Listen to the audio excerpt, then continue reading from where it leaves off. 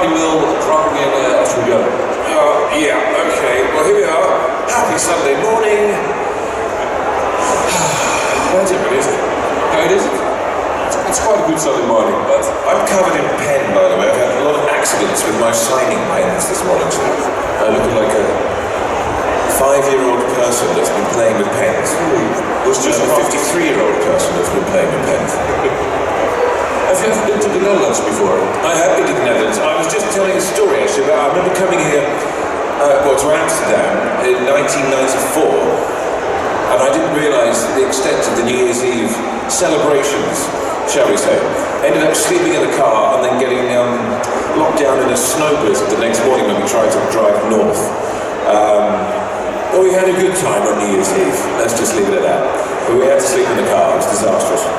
So what things you do when you're young and sprightly. Right. Will you go to Amsterdam again, or is it just Utrecht this time? I'm going to go to Amsterdam tomorrow morning and find somewhere to watch England play Iran in the World Cup. You're a World Cup fan also. Well, yeah, who isn't a World Cup fan? A lot of people aren't with Qatar. Comic-Con people not into the World Cup? Are you into the World Cup? Yeah. Oh, it's the World Cup, right? It's the Netherlands are playing.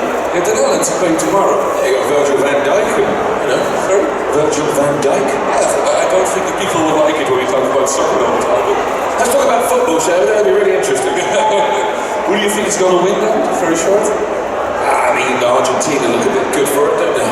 Yeah, they do. Yeah. And you're cheering for England, I guess. I will cheer for England, and It's not coming home, is it? I happen to have been born there, so I suppose I should cheer for them. No, I'll be alright. I'll be alright. Strange World Cup, though. Yeah, because in England there's also a lot of fuss about Qatar, right? Say again? In England there's also a lot of fuss about Qatar. Oh, yeah, I mean, no one's happy with it. Yeah, but that's a whole other discussion. We can have that. Yeah, we'll talk about the greed and corruption of Qatar and then the next panel. Yeah. Okay, let's go. Let's talk about arrowy things. Well, I was curious. What inspired you to become an actor? Well, I couldn't become a football player, so I thought I'd become an actor instead. I just had to be in the limelight. So you can play a football player, or an active football player. You know what? That's one role I probably could not play very well, amongst many others, I'm sure. But when I was at school, I just, we're doing a school play and a summer play. And one year, an organisation called the National Youth Music Theatre came to our school to produce the play, and what they were doing was putting the play on in the school so they could pick and choose certain actors to take that production to the Edinburgh Festival later that summer. And I was one of the ones chosen to do that. And so my first taste of treading the boards was precocious little sort of 11-year-old brat at the Edinburgh Festival sometime last century. And that's where it all began, really, and then just sort of doing theatre through there, and then sort of resisting acting for a long time until eventually it just kept coming my way, so I succumbed and decided to study it. Oh wow, that's really good. And we are here today, of course, on Comic-Con. Do you like pop culture? Do you This stool is completely uncomfortable. Hey, you want to take me I off? can't get comfortable on this stool. It also feels really weird with this whole barrier before us. I know. Anyway, mustn't grumble. Carry on, sorry. No problem. Do you like pop culture? Because today there's a lot of Star Wars, we got Harry Potter going on. Are you a big fan of pop culture? Pop culture? Heroes, of course, Arrow. I remember going to see The Empire Strikes Back, when it came out. That's how old I am. And I was just maybe sitting there thinking, wow, what is this? What is this crazy, weird world? And, I was grabbed like everybody else in the universe. To be honest, I've never been like a comic book person or anything like that, but obviously getting involved with Arrow was an extraordinary experience, because when someone said, it's a comic book, they're turning into a TV show, what's that going to be like then? Is it going to have sort of depth to it, emotional sort of depth to it? And that's what they did so brilliantly on the show, was, play so well with the comic book aspect, but at the same time put real characters in there, real emotions, really well written stuff. So I just loved how they blended that in there. They got it in there. Have you read the comics of Arrow? No.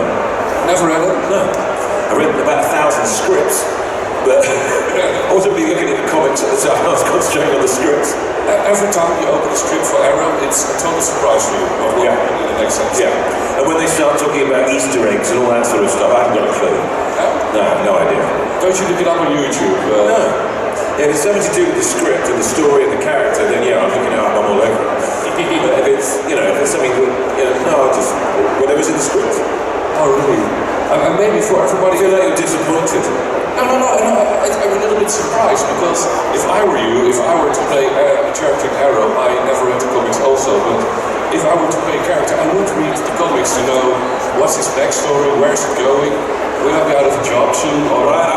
Don't get me wrong, I talked to the producers about that, and also, the producers, the writers, may have picked and chosen certain aspects of the character that they wanted to bring to the fore or not so much concentrate on. So it's their interpretation that I'm interested in. So I suppose that you're thinking the comic books, for me that's the producers or the writers to be like, guys, who is this guy? And then they're going to give me their interpretation, and then it's their interpretation that I'm working with, not the comic books. Do you ever say what's happening with your character? So when I would receive a script, there would be, with certain scenes, I would just talk to the producers. I would highlight a few lines, or not just whether it be the lines, but certain aspects of the scene, what's going on in the scene, and have conversations and definitely make sure that you know what the writer is trying to convey and argue or discuss your point with him if you feel it's different, and then find a place where you can all rest in that. Because at the end of the day, if you don't really know the truth of what's going on in the scene, then the audience isn't going to know, are they? So you've got to find that place and be like, the aha moment, okay, that's what's going on. And if you don't have that, you need to have some discussions to find out what it is, otherwise you can't do it. There's nothing to watch. Yeah, that's very true. And season 9 is coming up for Arrow. Right, I googled it. Season 9? That's what Google said. Is it? Right. Do you know Google's done some other things as well? Yeah, right. Is it done then, Arrow? Yeah, of course it's done. It's never coming back. The reunion? We've got one with Stephen today. We've got Stephen this afternoon, no reunion, there you go. And later on today, at 4 o'clock? Yeah, Stephen and I do a panel then, yeah. Is it 4 o'clock? I'm not sure. Maybe 15:50, like a quarter past 3. We'll see. Right. And I also saw, when Googling you, you also make documentaries yourself. Or at least I know. In 2008 I drove across America and I made a film called This American Journey, which was basically after the 2008 crash, the economic crash, when the American dream had sort of fallen apart. I drove from New York to LA and interviewed people along the way about how they felt about state of America. And then also I went to Vietnam. I made a film called Save the Rhino Vietnam, which was all to do with wildlife trafficking in Vietnam from African wildlife, and sat down with the government, to a lot of presentations and such like with universities and younger generations, trying to get the word across, and made a little film about that. So yeah, I've done that. I'm working on a project at the moment about the world's borders, which kind of fascinating. The borders of the world, we just sort of take it for granted, And I thought, when was it put there? And who put it there? And why did they put it there, And behind every border, there's usually a very interesting story, and probably a dodgy one as well, to be honest. So yeah, I'm developing a project on that at the moment, about the world's borders, and seeking the truth about where on earth they all came from. I really liked it. I saw only the trailer, to be fair, about the Vietnam River, I believe. The what? The first documentary. Yeah. I only saw the trailer, but you are really into environmental, geopolitical documentaries. Well, yeah, I'm just fascinated with people, and that comes with acting as well. Whether it's acting a comic book character, it's still the psychology of someone. I'm always just fascinated with why we do what we do, and whether we're aware of what we do and why we do it. Do you know what I mean? There's so many layers to the psychology of the mind. We think we're aware of what we do, but we really have no idea unless you start digging down, And then when you take an individual psychology or a collective psychology, on a national level or a global level, we're a strange bunch, And this whole thing when people talk about, oh, you know, man is messing with nature and all the rest of it, and if it wasn't for man, nature would be fine, and blah, blah, blah. It's like, well, we're nature. We are part of the nature. We're not separate from it. So it's this whole thing that's happening within itself, you know. Kind of fascinating to me. We take a lot for granted, I believe. Should we go back to the World Cup? Yeah, that's right. Let's go back, sorry. Sorry. Everybody in the audience, if you have a question for Paul, you can make a line in front of the stage. There will be a microphone standing in a few seconds. And from there on, people in the audience can ask a question to Paul. So if you have a question about Arrow, about the World Cup, or whatever it might be, look at that. There's a line stand. Oh, we got already one question. Let's start. Hello. This is Darth Vader coming towards us in the dark. I can't make that out. No? I see a cape. I don't see a helmet, so... Oh yeah, fair enough. Missing a helmet. Do we know it's taken off today? Yeah, who knows? No, there will be questions later. Why don't you... Yeah. What's that? Man with a very tall hat. I'm not sure though. Does anybody know what that is? KFC guy? Sure. The KFC guy, Kentucky Fried Chicken? I don't know. It's quite impressive though. Yeah.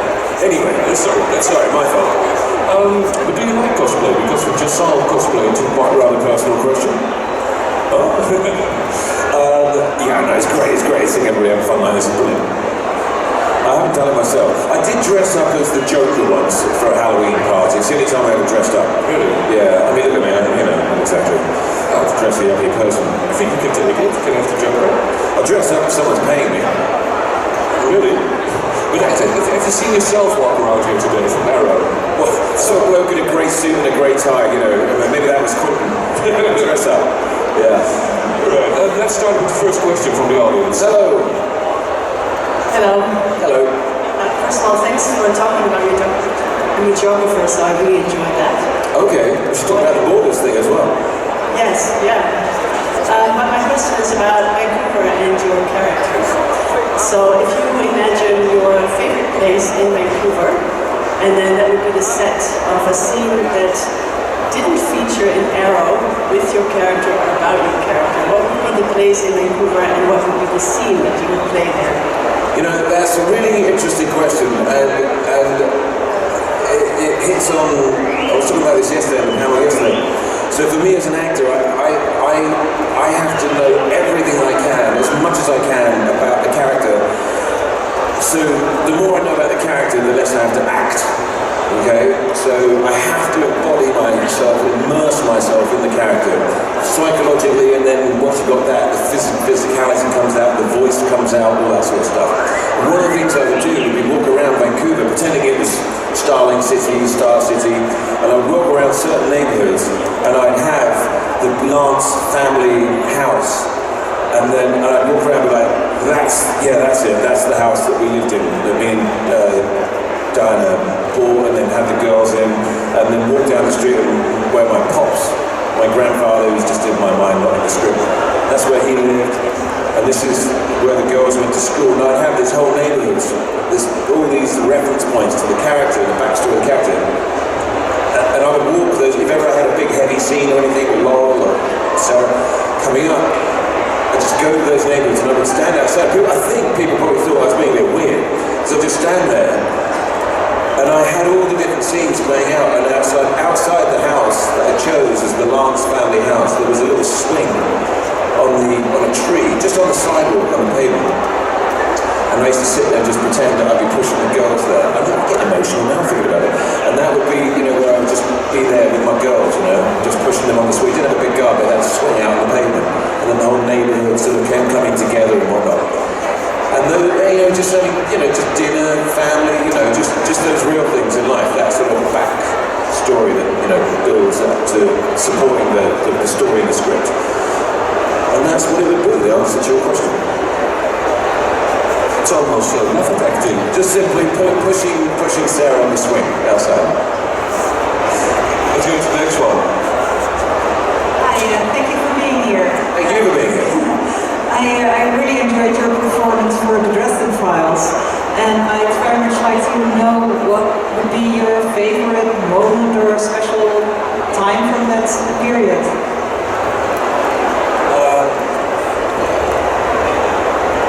Okay, well I'll get kind of weird on you. So when we did the pilot, a very good friend of mine, like super good, like a brother friend of mine, died. And it was a week before, it was a week before the pilot started shooting. But I had to go to Toronto to start the process and, the meetings and get it all together.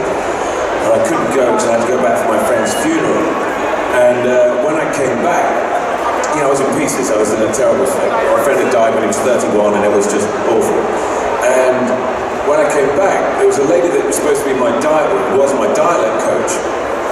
And she came for our first dialect lesson.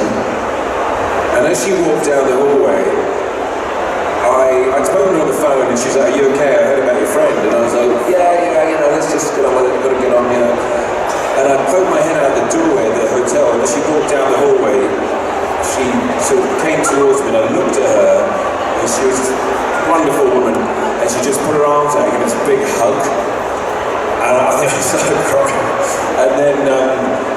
And then she was like, "Don't worry, we'll get through this, And she's been one of my best friends ever since. Absolute amazing woman. And she just became my life support coach during that show, that pilot, to get through what was a really weird sort of obviously context in order to do some work. But the really weird thing was one time when we were shooting the series and I was getting overwhelmed by being in every scene and trying to put as much as I could into the scenes, and I walked into the trailer and there was a big fuzz sort of static in the middle of the room. And I walked in and I went, "Scott?" And I went, "Oh, alright, thanks mate." And I calmed down after that, because there was him. So anyway, there you go, those are the moments of the Dresden Files. Thank you. Thank you. You got a little applause right over there. Let's go. Next question. It's very easy for you. A lot of darkness down there.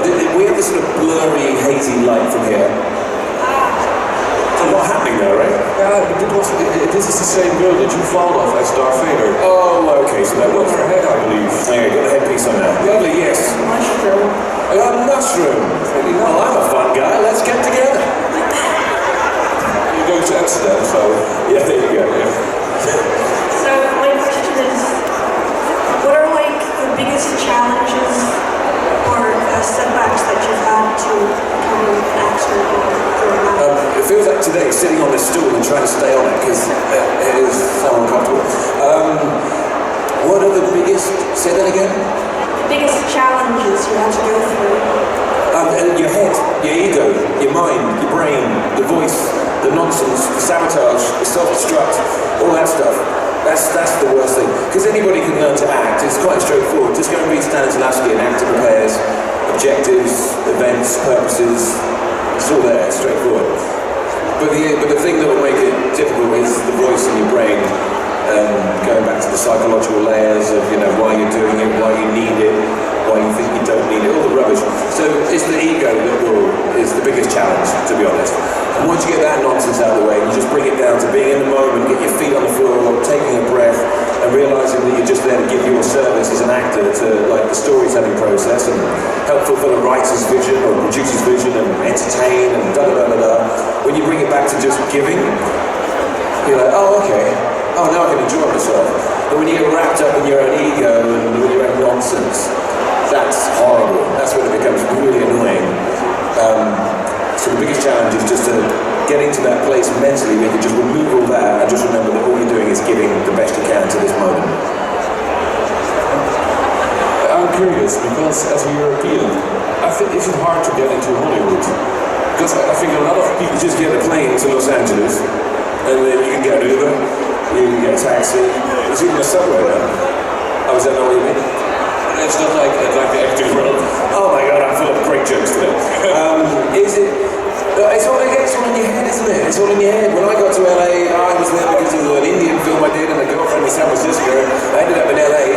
I called my agent in London and I said, listen, I'm in LA, can you set up some meetings? And she said, well, I don't know, really, it's going to be quite competitive. And I went, well, anyway, I'm in LA, you set up some meetings. And she went, well, it's not going to be easy, is it? And I I thought, look, I'm in LA, it's just set up the meetings.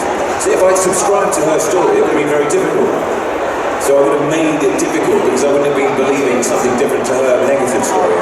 But I decided to go, no, screw that. Just set up some meetings, see what happens. Go for it. And she set up two, and one of them went nowhere, and the other one is my manager still today. So yeah, so it's easy. It's easy if you want it to be, and it's difficult if you want it to be. You know, it's all about what you're thinking in your mind, what you're envisaging. You know, what you think about generally happens. So that's why we have to be conscious about our thoughts and choose them wisely, because otherwise we just end up creating what we're thinking and what we're fearing and all that. But, you know, that is some life advice way beyond acting. Well, yes and no, it's all sort of the same way, isn't it? So anybody that's in some kind of position that you might admire is only there because they said to themselves that they could be. So therefore you could be. Nice, nice. Let's go to the next question.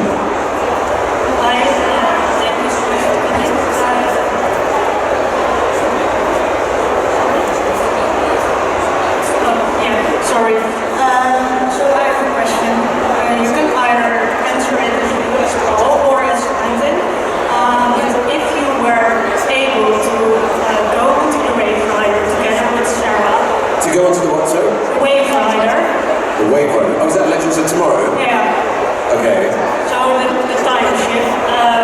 What period would you ask to be dropped off in? Like, what period would you like to experience?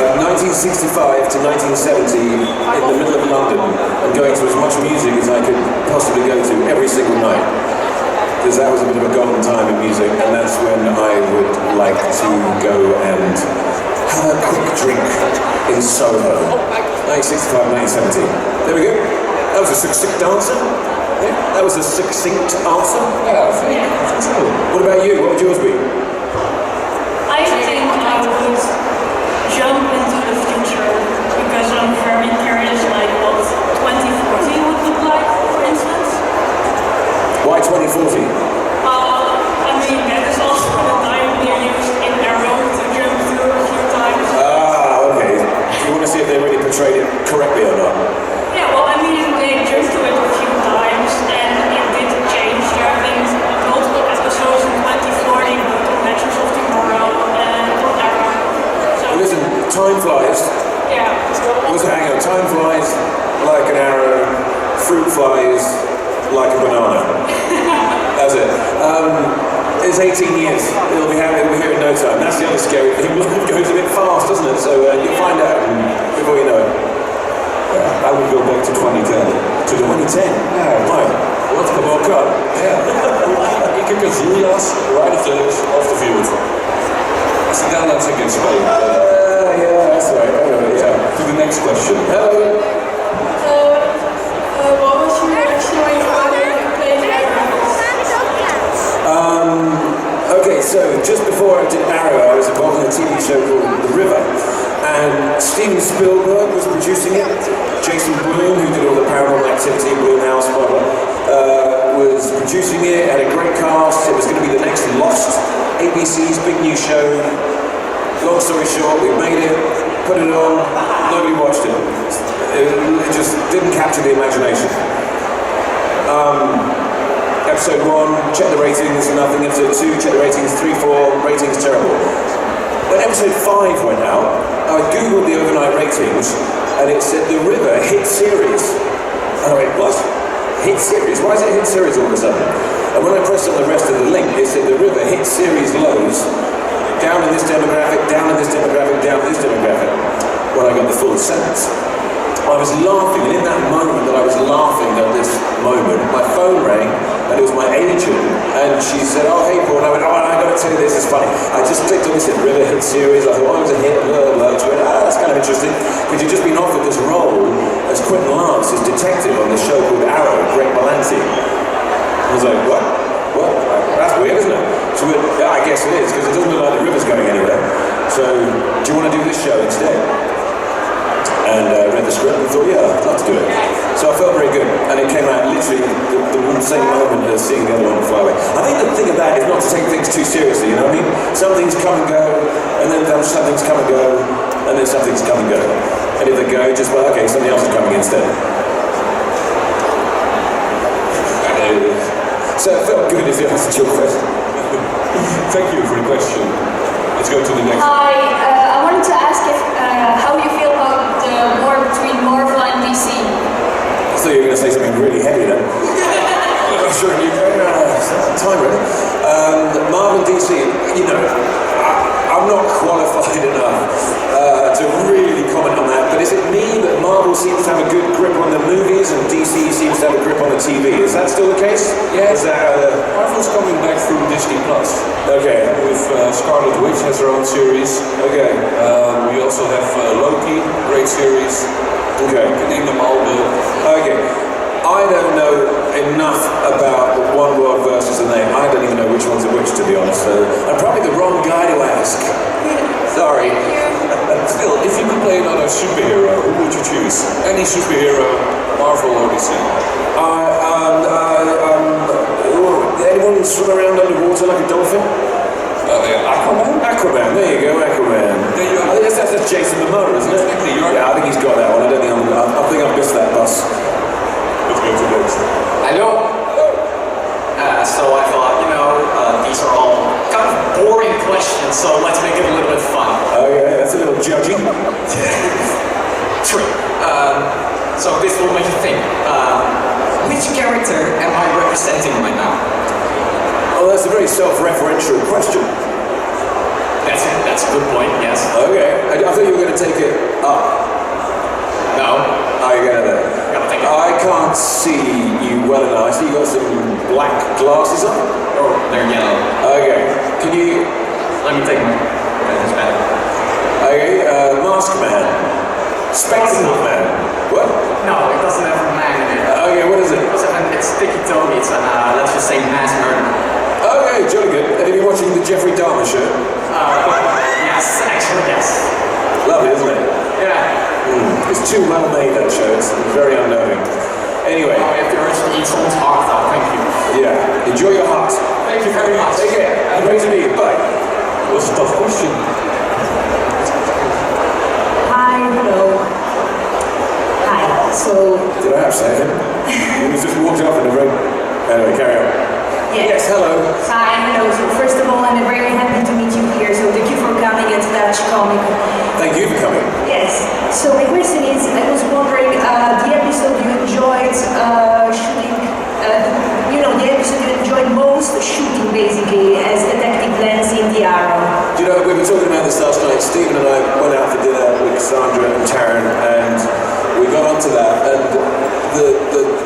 in season 8, the last season, when Lance came back for 2 episodes, we had that, like the time warp one, like the Groundhog Day one, where Lance kept getting killed and coming back, killed and coming back, killed and coming back.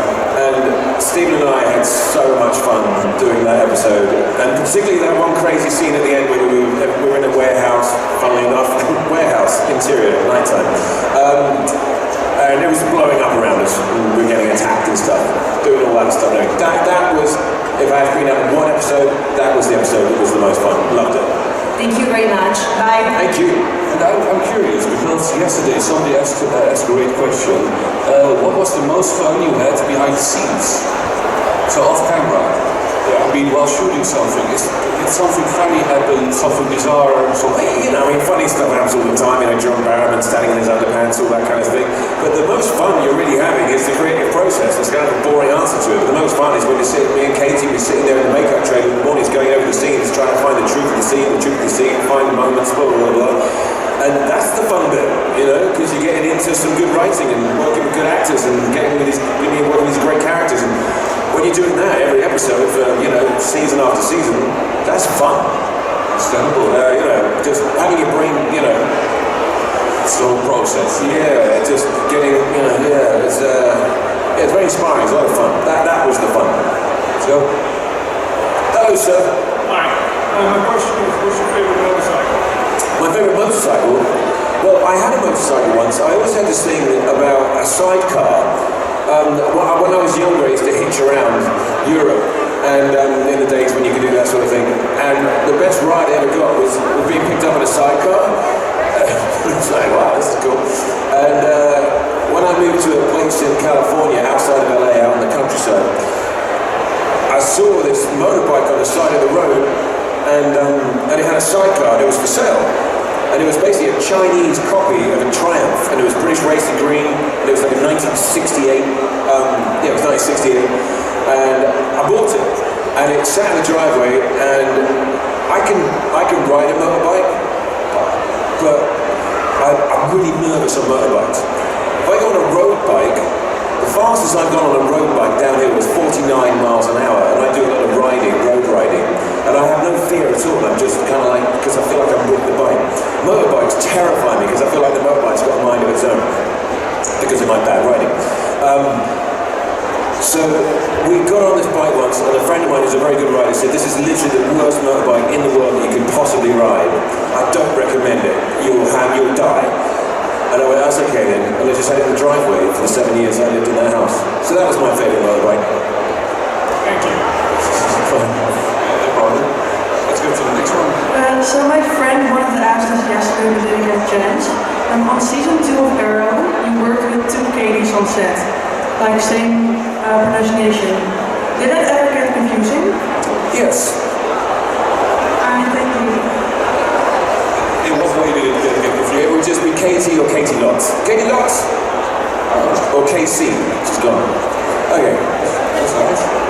Let's go to the Hi, my question was, which other character from Arrow would you like to play if you had a chance? Do you know what? I was going through my bits the other day and I came across some files and I had an audition in 2002, right when I first got to LA, for Deathstroke in some Warner Brothers or something. I don't know what it was, but it was 11 o'clock, Burbank Boulevard, Deathstroke, blah, blah, blah. I thought, God, that would have been a funny turn of events, wouldn't it?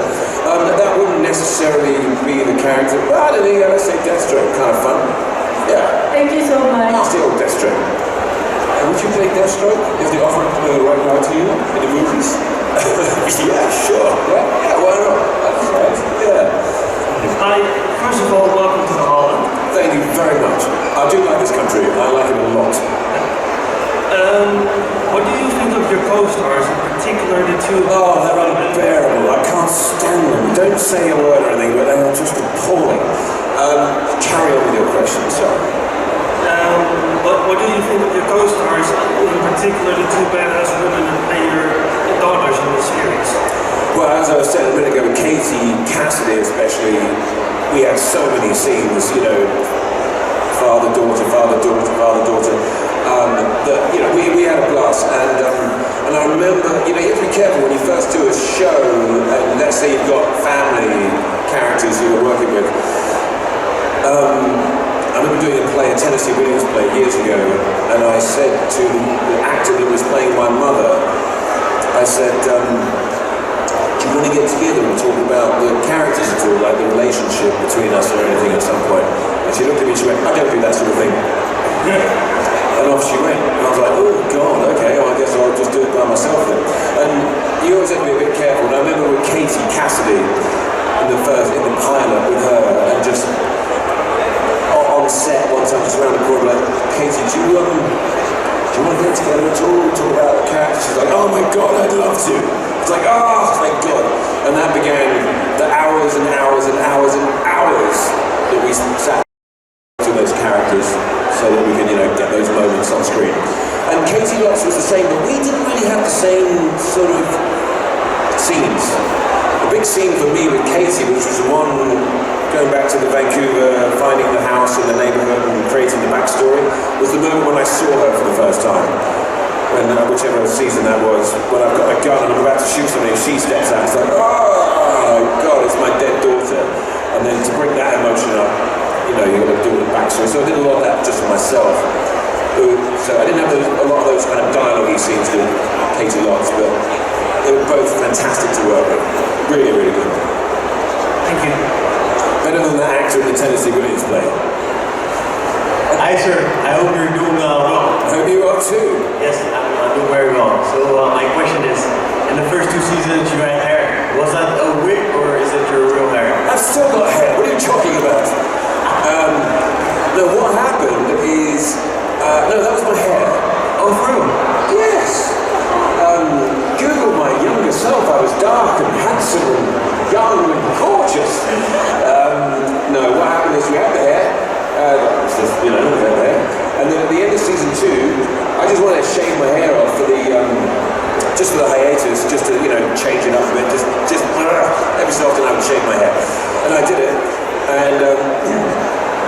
3 days later, I went for lunch with the producers, Mark Guggenheim. You're doing that classic Hollywood thing, you're in the steakhouse, and everybody in there, something to do with Hollywood is in Burbank, just by the studios and stuff. And they walked in and went, oh my God, we love the hair, Paul, look at it, that's great, man, that's great, what about keeping that for season 3? I went, well, no, I was gonna grow it back over there. And they went, no, hey, Tom. And they looked over and the head of CW, the network, was over there. And they went, hey, Tom, what do you think of Paul's hair? Should we keep that in season 3? He went, yeah, I love it, let's do that, yeah, let's do that. And I was like, oh, okay, I guess we'll keep it for season 3 then. If you ever need my hair, you can borrow it. Could you just leave it on the side before you go? Thank you very much. Nice. Let's go. Oh, slowly, of course. Let's go to the next one. I have an easy job today. I know, you're good. Great questions. Hi, I'm Norma. We met really briefly yesterday. Oh, did we? You did a nice monologue in Hindi. Oh, yes. We spoke about Lagan. Yes. Did you watch it again last night? I wanted to, but I'm here to help my brother today with his stand Masters of the Universe kind of thing. Not really my thing, but every time I'm like just making it around, I'm kind of been drawn to the stage when you're on. And well, I was thinking, like I'm a Chopra Center instructor. I loved it, that chapter, yeah. Seven Spiritual Laws of Success. Yeah, that's the first book that I read along those lines. And anybody, the 7 Spiritual Laws of Success by Deepak Chopra, read it. It's amazing. It's amazing, it's great. Have you read Metahuman? Which one? Metahuman? No. Oh, you should. It's definitely something in your genre of work. So, yeah, Metahuman. But I was thinking I didn't really use my window of opportunity yesterday. So I have one question now. Shall I ask it in Hindi? It's going to be a stretch, but you can test it. So, you know, I'll get my Google Translator. No, we're done. So, Up, you. मेरे साथ. I'm lost already. No, you lost. Keep going. Well, आप मेरे साथ dinner, that's English, पे जाना चाहते हैं. Is that? You can't take it. I used an English word, so it's really easy for you. There is a clue in there, isn't it? Dinner. Yeah, it is. What's your favourite dinner? Go on. I would love to have dinner with you someday. You think we can make that happen? Wow, for goodness sakes. Well, it's a bit of a strange arena for these guys. It doesn't have to be here. I travel a lot for the Chopra Center. I'm in the States, I'm in London. I would like to discuss the Chopra thing more, because I have another friend that worked at the Chopra Center. Oh, that would be great. I'm gonna check it out. Come over to the next signing that we've got over there. Come over, we can talk about that. Alright, I will. That'd be great. I'm gonna check what time it is and I'll come back. Please do. What's your name? Norma. Norma? Yes. See you later. See you later. All things Chopra. Bye. Okay, thank you. Bye. Yes, the movie, what's it? Yeah, it's Lagan, which was the Bollywood film that basically is the one I was talking about earlier. Yeah, it's amazing. That's one of the most. That was your breakthrough, right? Well, I guess that's what took me to Los Angeles, because of the nomination for it became India's entry for the best foreign language category in the Oscars 2002. So what happens, the way that works is all the Academy members then watch all the films that have been submitted, and then they choose the ones, and then they vote for them, and then whichever's got the most votes become the nominations for the categories. So Amir Khan, he said to me, Here. he knew I was in LA, and he said, should we get together and try and get some cameras to watch the film, to get the votes. So we had all these screenings. And then the next thing, I literally remember walking down the road in the middle of this suburban road in LA, getting a phone call saying he's been nominated. So we're like, oh, great. And then I just stayed in LA. It was nominated for the Oscars. Yeah. And you went to the Oscars also. You know, I didn't go to the Oscars because I was in LA. I got a TV pilot that was shooting in Toronto. And I would have been at the Oscars, that would have been nice, but at the end of the day, I was lucky to be working on my first show. Watching it, glimpsing it on the TV in between shooting a scene. So, yeah. Oh, nice. Let's go to the next. Oh, good day. My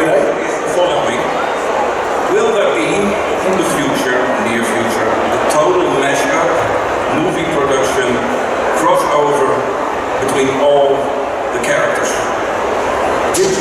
That's what kind of happened with all the crossovers, right? Yeah, that's a crossover. That's the total movie. Yeah. So, a movie between the separate worlds, but yeah, a crossover movie. Well, it's obviously not for me to say, but I imagine the powers that be would entertain the idea quite well if they thought it would be successful. So, and they're always reimagining these things, aren't they? Would you also be part of it? Well, you see, there's two types of characters in these worlds, aren't there? There's the ones that wear tight leather suits, and there are the ones that don't. Still there is. They tend to focus more on the guys and the ladies in the tight leather suits. And needed second. Your Commissioner Gordon types and your detective houses. Yeah, I would love that. Are you kidding? That'd be amazing. And what the woman just asked me is to tell you that you play one movie with one of Bollywood's biggest idols. Yeah, Amir Khan. Yeah, no, he transcends everything. He's super. He's on another level of existence. That was our. Yeah, no, he's an amazing guy. Thanks for the question. Yeah. Well, Paul, later on you're going to be back on stage. I believe around. Am I doing my tap dancing routine later on? Yeah, the tap dancing routine will be at 3 o'clock this afternoon. We won't take the barrier away. So. Take the barrier away. No, we have to keep the barrier there. We'll keep it there. So I get away with it. Yeah, it looks better though. It just looks better. You can't see it. Let's keep it a little bit mystique, a secret. I'll always do it behind there. Okay. Yes. Paul will be back around 3 o'clock. Around 3 o'clock, I'm not sure. 3 or 4 o'clock. There's always Steve, isn't it? It's a little program that people have. And then the signing over there and the photographs and all that sort of stuff. Yeah, if you want to meet Paul, he's exactly for the signing and for the photo booth, right?